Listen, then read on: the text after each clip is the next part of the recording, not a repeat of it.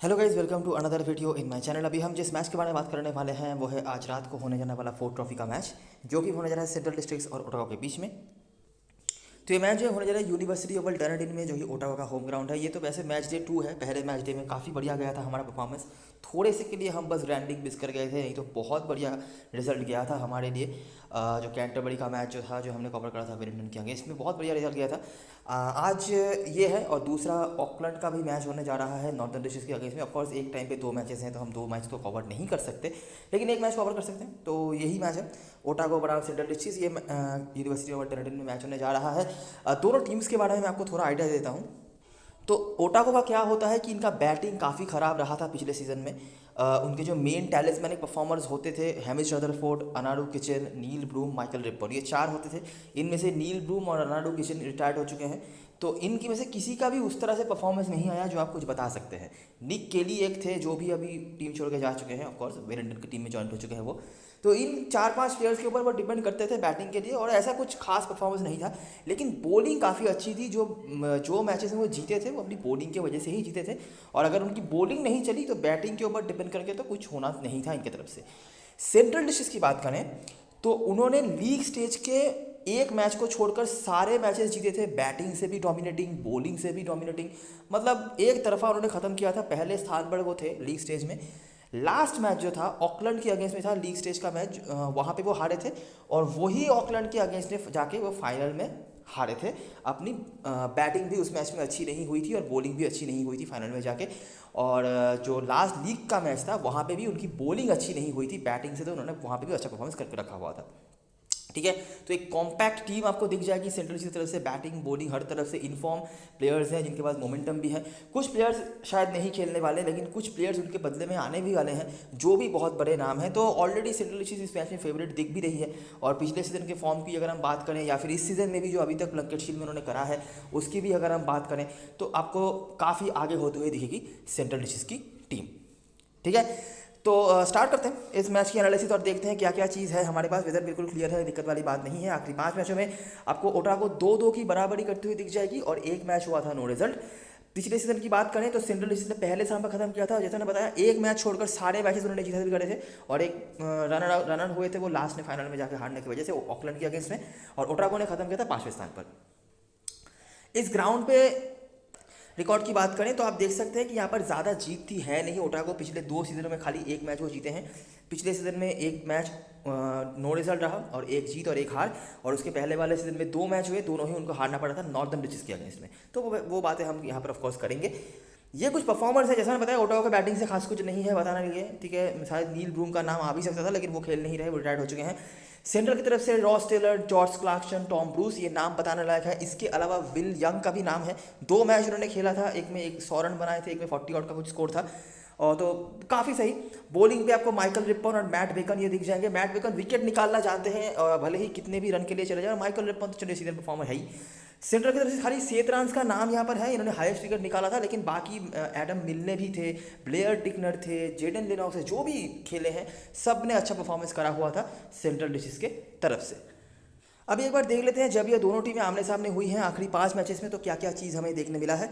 तो पहला मैच ये डनडिन का ही मैच है, 2018 का मैच है। ठीक है, आखिरी 5 मैच ही आपको मिल जाएंगे 2018 से भी अगर हम स्टार्ट करें तो भी। तो क्या होता है अगर हम नोटिस करेंगे, तो ओटागो ने बनाया था 208 रन, 32 ओवर का मैच था। डिसेंट स्कोर है, ठीक है, ये कम स्कोर नहीं है 32 ओवर में। करंट स्क्वाड मेंबर्स में से कोई भी आपको देखने मिलेंगे नहीं, ब्रूम किचन रिटायर्ड हो चुके हैं। बाकी बॉलरों में से खाली dog Bracewell 1 wicket. Central district chase नहीं कर पाई, डॉग ब्रेसवेल के बैटिंग से ही परफॉर्मेंसेस थे। क्लार्कसन और रिपन बेकन, ये 2 नाम आपको कई बार देखने मिल जाएंगे इस ग्राउंड पे, आगे देखते रहना। बाकी डफी और नेथन स्मिथ अभी खेलते नहीं है। अगला मैच ये भी डनडिन में हुआ, ये 2020 का मैच है।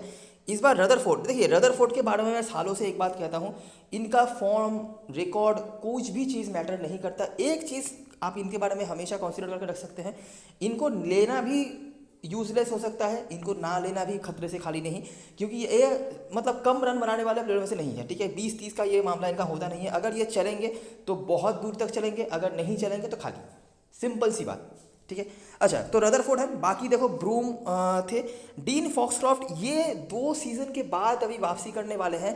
कोरोना के चलते, कुछ पर्सनल इश्यूज के चलते ये 2 सीजन न्यूजीलैंड डोमेस्टिक सर्किट में नहीं थे, साउथ अफ्रीका में रहते हैं वैसे तो ये। तो ये काफ़ी इंपॉर्टेंट प्लेयर हुआ करते थे 2 सीज़न पहले जब इन्होंने डेब्यू करा था ना ओटागो के होकर, और अभी रिसेंटली प्लंकेट शील्ड में भी इन्होंने काफ़ी डिसेंट परफॉर्मेंस करके रखा हुआ है, और एक लाइक टू लाइक रिप्लेसमेंट दिख रहे हैं ये अनाडू किचन के जगह पे। वैसे तो ये जब लास्ट बार खेले थे तब अनाडू किचन के साथ ही खेले थे, लेकिन अभी ये अनाडू किचन का जगह लेते हुए दिख रहे हैं। ठीक है, बैटिंग भी डिसेंट कर लेते हैं, बॉलिंग हैंड भी ठीक ठाक है, तो अगर टीम इनको सही से यूज़ कर पाए तो काफ़ी जेन्युइन ऑलराउंडर है। 2 सीज़न पहले जिन्होंने 4 ट्रॉफी खेला होगा उनको काफ़ी अच्छी तरीके से याद होगा डीन फॉस्कोट के बारे में। बाकी देखो कोई अवेलेबल नहीं है, रेनवी वगैरह खेल नहीं रहे। रांस के 2 विकेट्स थे, सेंट्रल डिशेस चेस नहीं कर पाई, लेकिन बैटिंग यहाँ पे भी उनकी डिसेंट ही हुई थी। अगर हम यहाँ पे देखेंगे तो यहाँ पे रन थोड़ा सा कम था, लेकिन रन रेट फिर भी 6 के ऊपर। यहाँ पे भी रन ठीक है, यहाँ पे भी ओटागो की बैटिंग फिर से अच्छी, 41 ओवर में 282, मतलब 7 के आसपास रन यहाँ पे भी बन रहा है। क्लेवर है, यंग है, शमुलियान जो स्क्वाड में है लेकिन मोस्टली खेलेंगे नहीं, और फॉक्सक्रोफ्ट, रिप्पॉन लगातार दूसरे मैच में आ रहा है, और मैंने आपको बताया रिप्पॉन और बेकन ये नाम नोटिस करना। फॉक्सक्रोफ्ट के बैटिंग से भी रन है, बॉलिंग से भी विकेट्स हैं। इसके अलावा Hamish Rutherford out of nowhere विशाल स्कोर एक बना दिया था उन्होंने, और दोनों ही मैच जनरल में हुआ, दोनों ही हाई स्कोरिंग एनकाउंटर, दोनों ही मैच ओटागो ने जीते हैं। नोटिस करो ये बात, ठीक है। हाई स्कोरिंग से मेरा मतलब रन बहुत ज़्यादा नहीं, लेकिन रन रेट जो जिस गति से रन बन रहे थे वो बहुत ज़्यादा थे। आगे अगर देखेंगे अच्छा, तो दोनों डनडिन के मैचेस हैं, दोनों भले ही पुराने मैचेस हैं लेकिन हुआ है। और नोटिस करने वाली बात यह है कि जो मेजर परफॉर्मर्स हैं, देखो यहाँ पे ओटागो का बैटिंग जो मेजर परफॉर्मर्स है वो नहीं है, ठीक है। बॉलिंग से लेकिन दोनों प्लेयर्स हैं, बेकन, रिप्पॉन। अगर आप फैंटेसी की बात करेंगे तो ये जो दोनों प्लेयर्स हैं बेकन, रिप्पॉन, इन्होंने ही शायद सबसे ज़्यादा पॉइंट्स निकाले होंगे, मैं इमेजिन कर रहा हूँ कि शायद, ठीक है, नहीं भी हो सकता है, ब्रूम का भी ज़्यादा होता है, लेकिन मैं क्या बता रहा हूँ समझ रहे हो ना। अच्छा, और अगले मैच पर अगर हम देखेंगे तो मेजर परफॉर्मर कौन थे, रदरफोर्ड थे, फॉक्सक्रोफ्ट, ये जो करंट स्क्वाड में अवेलेबल है। बाकी भी कंट्रीब्यूटर्स रहे होंगे, लेकिन 400 रन तो वैसे ही बहुत ज़्यादा था, 300 के आसपास भी बन जाता तो जीत ही जाते। और बाकी बॉलिंग में रिप्पन, फॉक्सक्रोफ्ट, ठीक है। तो अभी तक ये करंट स्क्वाड मेंबर्स हमें दिख रहे हैं जो इन दोनों मैचेस में जिता के आए थे ओटागो को बैक इन द डेज। अच्छा, अब ये रिसेंट मैचेस देखते हैं। वैसे तो ये भी रिसेंट ही है, 2020 बहुत पुराना नहीं है। अच्छा, नेल्सन में मैच हुआ, सेंट्रल डिश ने बनाया 345 रन, बहुत बड़ा टोटल है ये, जहाँ पे आपको बेन स्मिथ दिख जाते हैं जो करंट स्क्वाड में अवेलेबल नहीं है, नोया मार्नेट अवेलेबल नहीं है, वार्कर भी अवेलेबल नहीं है। बाकी बॉलरों में से फॉक्सक्रोफ्ट फिर से 1 विकेट है, और 138 रन भी है भाई का यहाँ पे। ओटागो ने यहाँ पे भी बहुत बढ़िया बैटिंग करी थी, लेकिन वो पीछे रह गए, नहीं तो 45 ओवर में 290 रन कहीं से भी कम नहीं होता है, 46 ओवर में, चलो वही बोल लो। और बाकी जॉश फिनी ये करंट स्क्वाड में अवेलेबल है, खेलते हैं या नहीं देखना पड़ेगा। और रांस का यहाँ पर 1 विकेट था। तो अभी तक हमें जो चीज़ दिख रही है ना, तीनों के तीनों ही मैचेस में टीम्स ने काफ़ी बढ़िया बैटिंग करी है। मैं स्कोर्स की बात नहीं कर रहा, रन रेट बहुत अच्छा रहा है, स्कोर शायद पीछे वो रह गए होंगे कहीं ना कहीं पे, लेकिन ऐसा मामला चल रहा है, ठीक है। तो ये पहला मैच है, सेंट्रल डिश ने जीत करा, लेकिन जो मेजर परफॉर्मर्स थे उनमें से कोई भी अवेलेबल नहीं है सेंट्रल की तरफ से, ना जॉर्ज वार्कर है, ना बेन स्मिथ है, ना नोया मार्नेट है जो मेजर परफॉर्मर्स है, ना बेन व्हीलर है, ठीक है। चलो आगे बढ़ते हैं। न्यू प्लाईमाउथ का मैच हुआ, यहाँ पे भी मेरे ख्याल से 20 ओवर का मैच हो गया था, 183। करंट स्क्वाड मेंबर्स में से आपको खाली ब्रूस दिख जाएंगे, बाकी जहाँ पर आपको ये कुछ बॉलर्स थे जिन्होंने एक करके विकेट निकाला। ओटागो ने यहाँ पे रन को कर लिया चेज, फिर से रदरफोर्ड, देखो रदरफोर्ड है तो 155 है, 97 है, बीच वाला कोई मामला ही नहीं है भाई का, ठीक है ना। और बाकी बॉलरों में से क्लार्कसन है, रांस के एक करके विकेट वैसे हैं, ऐसा कोई इफेक्टिव नहीं लेकिन है, ठीक है। तो जैसे ही फिर से ये कोई बड़े प्लेयर चल गए, फिर से ओटागो जीत गई, और सेंट्रल डिशेज यहाँ पर मैच नहीं जीत पाई। सेकेंड लास्ट मैच ओटागो ने बनाया था यहाँ पे 212 रन, कम ही स्कोर था, लेकिन मेरे ख्याल 24 ओवर का मैच था, तो लगातार 2 मैच डेज इसी सेम ग्राउंड पे हुए, और दोनों ही मैच में बारिश, और दोनों ही मैचेस ओटागो ने जीता। फिर से देखो रदरफोर्ड, ठीक है। बाकी करंट स्क्वाड मेंबर्स में से खाली क्लार्कसन है, लिनॉक्स है, जिनकी बॉलिंग ऑफकोर्स इसका कोई इफेक्टिव नहीं था। 24 ओवर में 212 रन, मतलब समझ रहे हो ना। रन रेट नोटिस करो, 20 ओवर में 187, 183, 24 ओवर में 212 रन। रन रेट आप नोटिस करो, मैचेस छोटे हुए हैं बहुत सारे, इसीलिए रन तो उतना ज़्यादा नहीं बना, लेकिन रन रेट नोटिस कर सकते हो ना आप। अच्छा, सेंट्रल डिशेज ने चेस वो नहीं कराई, क्लार्कसन के कुछ स्कोर्स हैं, बाकी ट्राविस मुलर और ये कुछ बॉलर्स थे जिन्होंने परफॉर्म करा। लास्ट मैच जो हुआ था वो भी डनडिन में हुआ था, ठीक है। यहाँ पे भी कितने रन्स बन गए, और ये करंट सिस्टम का सेंट्रल डिशेज है, ये तो पीछे जो हो गया करंट सिस्टम में। ये लास्ट सीजन का मैच है, डनडिन का मैच है, 37 ओवर में 314, फिर से वही सिस्टम यहाँ पे बरकरार होता हुआ। करंट स्क्वाड मेंबर्स में से आपको विल यंग दिख जाएंगे, रॉस टेलर दिख जाएंगे, बाकी कोई अवेलेबल नहीं है। बॉलरों में से बेकन, रिप्पन, ये तो चलिए है ही, बाकी डफी। लेकिन इस बार ओटागो कुछ नहीं कर पाई और 114 पर निपट गई, ठीक है। रदरफोर्ड नहीं चले जो मेजर परफॉर्मर होते आ रहे हैं, तो इनका बैटिंग भी उसी तरीके से सत्यानाश। बाकी तो कोई देखो है नहीं, रदरफोर्ड का ही मेजर स्कोर है जो जब भी है, जब बड़े बड़े कुछ स्कोर उन्होंने बनाए हैं। बाकी शायद कभी फॉक्सट्रोट है कुछ 30-35 रन के, कभी केली, कभी ब्रूम, लेकिन वो थोड़े बहुत कंसिस्टेंट रहे हैं। 5 में से 3 बार उनका बड़ा स्कोर है, तो वो नहीं चले तो यहाँ पर मैच खत्म। बाकी बॉलर में से रांस जो एकमात्र कंसिस्टेंट नाम आपको ऊपर से देखने मिले थे, बाकी डॉग ब्रेसवेल, लिनॉक्स, इनके भी दो करके विकेट रहे हैं। तो एक इनिंग्स, लास्ट मैच का लास्ट इनिंग्स जो ओटागो का था, उस इनिंग्स को छोड़ के बाकी हर इनिंग्स में इस फिक्सचर ने रन्स ज़्यादा बनते हुए देखे हैं बराबर। सब दोनों ही टीमों ने अच्छी बैटिंग करी है, भले ही वो पीछे रह गए हो, वो चेज नहीं कर पाए हो या कुछ हो। बाकी यहाँ पे एक हाई स्कोरिंग फिक्सचर रहा है, लेकिन ओटागो की तरफ से परफॉर्मेंस थोड़े से लिमिटेड रहे हैं। यहाँ पे तो काफ़ी प्लेयर्स हमें देखने मिले हैं सेंट्रल की तरफ से। लास्ट मैच में भी आपने रॉस टेलर वगैरह को रन बनाते हुए देखा है, लेकिन ओटागो की तरफ से परफॉर्मेंस थोड़े से लिमिटेड रहे हैं। रदरफोर्ड के ऊपर बहुत डिपेंडेंसी है। बाकी देखो जो उनके सीधे परफॉर्मर्स है, ब्रूम, किचन, वो तो अवेलेबल नहीं है, तो रिपॉन वही नाम आ जाता है, और फॉक्सट्रोट एक नाम आते हैं। और भी अगर कोई नाम आगे हैं तो उनके हम फोकस करने की कोशिश करेंगे। फॉक्सट्रोट एक 100 भी है इस फिक्सचर में, वैसे भूलना नहीं है, ठीक है। वो 2 मैचेस खेले थे जो मैंने बताया 2 सीजन पहले, उन दोनों ही मैचेस में उन्होंने कंट्रीब्यूट करके रखा हुआ है, बैटिंग से भी बॉलिंग से भी। चलो जी आगे बढ़ते हैं। हेड टू हेड में देखो ओटावा की तरफ से एक ही नाम है रदरफोर्ड, जो आपने देख ही लिया, कंसिस्टेंट नहीं है। 3 बार चले हैं धमाका, जिस बार नहीं चला बिल्कुल शांत, और ओटावा की टीम भी शांत। सेंट्रल की तरफ से जॉश क्लार्कसन का नाम आपको कई बार देखने मिलता है। इन्होंने ज़्यादा मैचेस खेले हैं, ठीक है, कंसिस्टेंटली कोई उस तरह से नहीं है, लेकिन जॉश क्लार्कसन का नाम है। डेन क्लीवर का नाम है, 100 नॉट आउट उनका भी था। बेन स्मिथ, सभी का एक एक करके मैच है, ऐसा कोई वो वाली बात नहीं है कंसिस्टेंटली कोई रन बना रहे हैं, लेकिन नाम है तो वही है। और बॉलिंग पे 2 नाम मैंने बताया, रिपन और बेकन, इनके नाम आपको दिख जाएंगे। सेंट्रल की तरफ से डॉग ब्रेसवेल और ब्लेयर टिकनर के अलावा बेन व्हीलर भी आपको यहाँ पर दिख जाते हैं। तो ये हो गई हेड टू हेड की बातें। अभी हम आ जाते हैं ग्राउंड की तरफ और देखते हैं ग्राउंड में क्या क्या चीज़ है। 2 मैचेस तो चलिए आपने ऊपर देख लिया, ठीक है, थोड़ा आइडिया लग ही गया होगा कि इस ग्राउंड में भतेरा रन बनता है, ठीक है ना। अगर आपके पास सही बैटिंग है ना तो आप यहाँ पर धुआं भर सकते हैं, ठीक है। अभी देखते हैं क्या होता है। तो ये जो आपने ऊपर देखा, जहाँ पे आपने रदरफोर्ड को रन बनाते हुए देखा था, और बाकी फॉक्सट्रोट को कुछ रन बनाते हुए देखा था, पेसर्स के अपर हैंड थे, और बॉलिंग में से रिपन, फॉक्सट्रोट जो करंट स्क्वाड में अवेलेबल है, और बाकी एक स्पिनर्स का था, पेसर का भी था, लेकिन स्पिनर्स ने दूसरे इनिंग्स में ज़्यादा विकेट लिया है, जो आप देख सकते हैं, ठीक है। आगे अगर हम देखेंगे अगला मैच, तो वो भी ओटागो ने बहुत बड़ा रन बनाया था। इस बार हालांकि रदरफोर्ड नहीं चले थे, लेकिन करंट स्क्वाड मेंबर्स में से आपको फिनी दिख जाते हैं, रिपॉन दिख जाते हैं। रिपॉन यहाँ पर कंसिस्टेंट है, आपको कुछ ना कुछ तो ये जरूर करके देते हैं, आप बैटिंग से हो बॉलिंग से, तो इनको तो वैसे भी रख के चलते ही हैं आप, लेकिन एक अच्छे कैप्टन मटेरियल है, सेफ हो जाते हैं, ठीक है। अनलेस कि कोई और सेफ बैट्समैन बहुत ज़्यादा रन ना बना दे, तो ये आपको कुछ ना कुछ तो करके देते ही हैं। फिनी करंट स्क्वाड में अवेलेबल है। फिनी काफ़ी एक्सपीरियंस प्लेयर है, इनको उतना रेगुलरली मौका नहीं मिलता है, लेकिन जब भी मौके मिले हैं इन्होंने अच्छा करा है, ठीक है। स्पिनर्स की कुछ रोल है, पेसर्स का 4 विकेट, ऑकलैंड को 144 पर निपटा दिया, रिपन, डफी और बाकी किचन तो चलिए अवेलेबल नहीं है, तो दूसरे इनिंग्स में यहाँ पे भी स्पिनर्स ने डोमिनेट करा बराबर, बाकी डफी है। उसके बाद नॉर्दर्न डिशेस के अगेंस्ट में मैच हुआ, जहाँ पर उन्होंने भी देखो, जो भी टीम पहले बैटिंग कर रही है 300 के पार तो वो पहुंच ही रही है। लास्ट जो मैच हुआ था हेड टू हेड का, वहाँ पे भी आपने देखा, वो भी 37 ओवर में 300 पर पहुंच गए थे, वो तो 323। बेकन आपको दिख जाते हैं, डफी दिख जाते हैं, और ओटा को चेस तो नहीं कर पाई, लेकिन अच्छा स्कोर दे दी, 47 ओवर में 283, मतलब डिसेंट स्कोर है ये भी। जहाँ पे आपको रिपन दिख जाते हैं, मैंने जैसा बताया, देखो बॉलिंग पे नहीं चला, बैटिंग से कुछ ना कुछ कर दिया।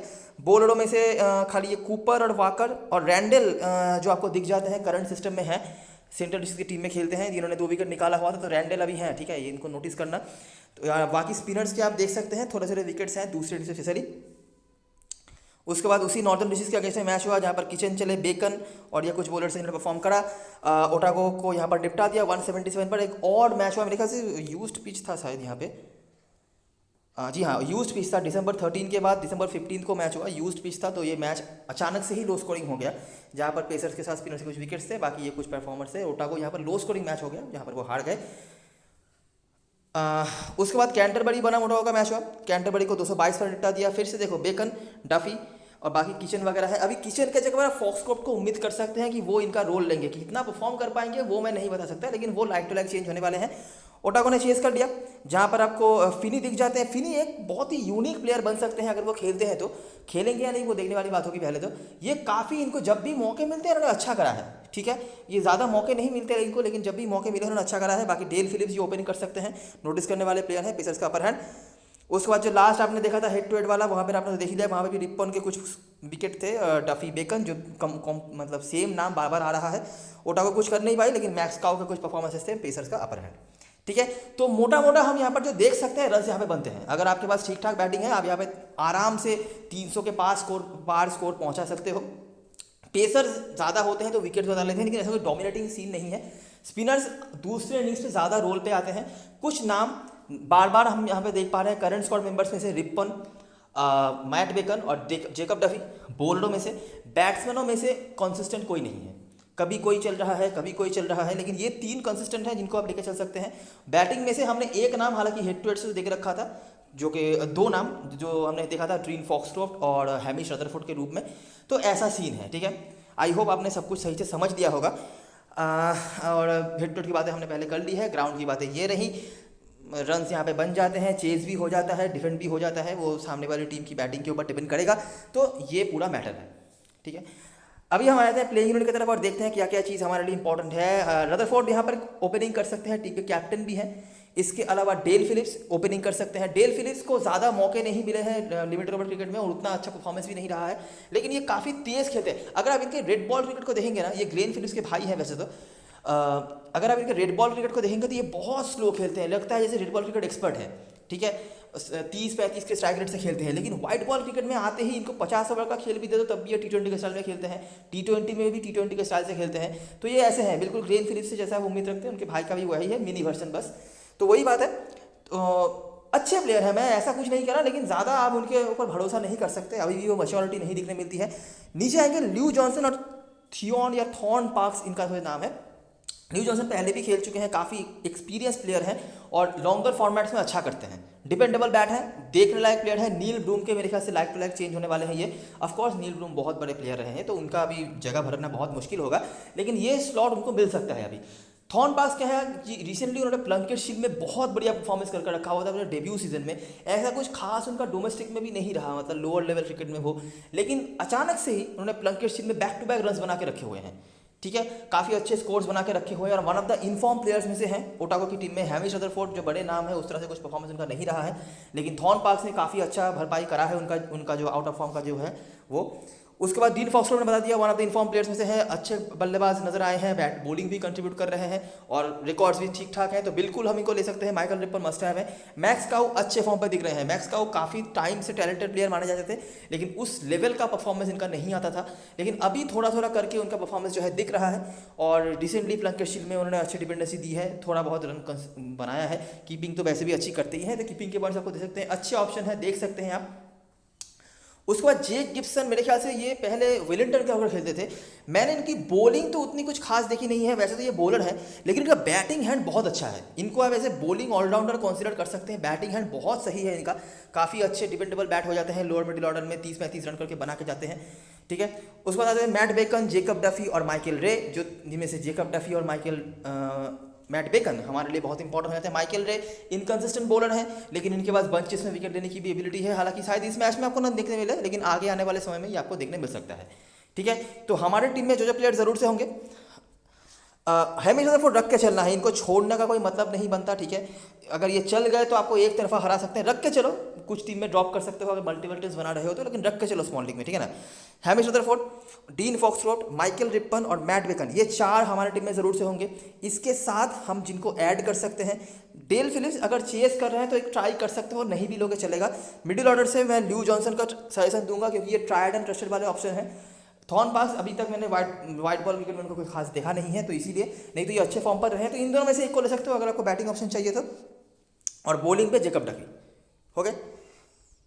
बेंच पे फिनी भी हैं, पॉसिबिलिटी है कि फिनी खेल लें, और अगर खेलते हैं काफ़ी इंपॉर्टेंट प्लेयर बन सकते हैं, बॉलिंग भी थोड़ी बहुत करवा सकते हैं, देख सकते हो आप, ठीक है। इनके पास एबिलिटी है कि तेज तरह रन भी बना ले, एक अच्छे ऑप्शन होंगे अगर वो खेलते हैं तो देखने लायक। सेंटर की तरफ से विल यंग ओपनिंग करेंगे और कैप्टनसी भी करेंगे, लेकिन इनके साथ ओपनिंग कौन करेंगे ये बता पाना थोड़ा मुश्किल है। डेन क्लीवर भी ऑप्शन है, रॉस टेलर ऑप्शन है, ब्रैड स्मुलियान का भी ऑप्शन है, तो देखना पड़ेगा कि टीम किसके साथ जाती है। मुझे लगता है डेन क्लीवर ओपनिंग कर सकते हैं, तो ये पॉसिबिलिटी है। बाकी रॉस टेलर देखिए, मुझे कुछ बताने की जरूरत नहीं है, बहुत बड़े प्लेयर हैं, डोमेस्टिक में कोई रिकॉर्ड वगैरह नहीं है, लास्ट मैच इन्होंने रन बनाया था, लास्ट सीजन में भी इनको रन थे, तो बिल्कुल रख के चल सकते हो, कुछ नेगेटिव नहीं है, पॉजिटिव नहीं है, नाम बड़े हैं, रख के चलो। जॉस क्लार्कसन उसके बाद थोड़े बहुत रिकॉर्ड्स हैं, बॉलिंग भी थोड़ी बहुत करवा लेंगे। टॉम ब्रूस काफ़ी अच्छे फॉर्म से गुजर के आ रहे हैं प्लंकेट शील्ड में, ऐसा कोई रिकॉर्ड तो नहीं है उनका खास इस फिक्चर में, लेकिन वही बात है कि अगर आप बैटिंग डेप्थ रख रहे हो तो आप टॉम ब्रूस को भी लेकर चल ही सकते हो। डॉग ब्रेसवेल वैसे भी आप रख के चलोगे, दोनों तरफ से पॉइंट देने की क्षमता रखते हैं। सेथ रांस पहले बॉलर हमारे लिए जिनको हम रख के चलेंगे। इसके बाद ब्लेयर टिकनर के रिकॉर्ड्स अच्छे हैं हेड टू हेड में, तो कंसिडर करने वाले प्लेयर बनते हैं। बाकी ऐसा कुछ मुझे खास दिख नहीं रहा है। अगर सेकंड इनिंग्स में बॉलिंग कराती है सेंट्रल डिस्ट्रिक्ट तो आप लेनॉक्स को लेकर चल सकते हो, बाकी मैं कुछ खास कहूँगा नहीं, क्योंकि ऑलरेडी ऊपर बैटिंग से हमें काफ़ी सारे प्लेयर्स को लेने हैं, जिनमें से विल यंग तो चलिए है ही, डेन क्लीवर के पहले कीपर आपके लिए बन जाते हैं, ओपनिंग भी करेंगे तो ऑफकोर्स रॉस टेलर हो गए, 3 प्लेयर यहाँ से हो गए, ब्रेसवेल, रांस, टिकनर 6 प्लेयर हो गए, और इन दोनों में से आप किसी एक को ले लोगे, ठीक है, सेफ रहने के लिए। और अगर आपको रिस्क लेना है तो वहाँ पर जो ऑप्शन है जो आप देख सकते हो। कैप्टन मैसूरन चॉइस की बात करें तो ओटावा की तरफ से रदरफोर्ड, रिपन, जो 2 नाम फेमस हैं, सबके टीम में होंगे, और रिपन काफ़ी लोग कैप्टन मैसूरन हो सकते हैं यार इसके लिए। उसके बाद Foxcroft, Duffy, Bacon, Foxcroft Bacon तो होंगे, डफी का हम देख लेंगे क्या कर सकते हैं, बॉलिंग फर्स्ट में साथ रख के चलें। सेंट्रल की तरफ से ब्रेसवेल, यंग, इन दोनों के आसपास लोग जा सकते हैं। उसके बाद टेलर, ब्रूस, ये नाम वाले प्लेयर हैं, Cleaver, Bruce, Taylor, Young, Bracewell, इनको सब रखेंगे, और क्लार्कसन एक ऑप्शन है, थोड़े बहुत रिकॉर्ड्स इनके हैं। और सेथ रांस बॉलिंग से कंसिस्टेंट है, मैं हमेशा उम्मीद नहीं कर रहा कि 3-4 विकेट ले लेंगे, लेकिन कंसिस्टेंट है तो वो आप रख के चल सकते हो।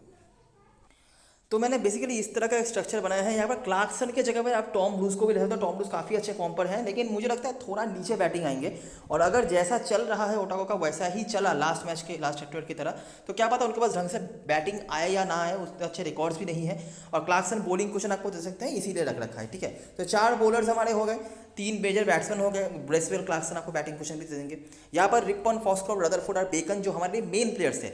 अभी मैं बताता हूँ आप कहाँ पे रिस्क ले सकते हो और कौन से प्लेयर्स पे ट्राई कर सकते हो। बैटिंग में मैंने बता दिया डेल फिलिप्स का थोड़ा परसेंटेज हाई है, लेकिन मेरे को लगता नहीं कोई लेंगे इनको। रॉस टेलर का कम है वैसे तो लोग उनके तरफ ही जाएंगे। जॉश फिनी अगर खेलते हैं देख सकते हैं आप। ल्यू जॉनसन बड़ी लीग में ट्राई करना, छोटी लीग में रहने की जरूरत नहीं है। 30-35 रन का तो मुझे लगता है ये आपको कन्फर्म कुछ दे देंगे। ऑलराउंडर में आपके पास और कोई ऑप्शन नहीं होंगे इन चारों के अलावा। कीपर में मैक्स काउ भी बड़ी लीग में ट्राई कर सकते हो। डेन क्लीवर का 100 के अलावा खास कोई रिकॉर्ड नहीं है। मैक्स काउ अच्छा मोमेंटम दिखा रहे हैं रिसेंटली।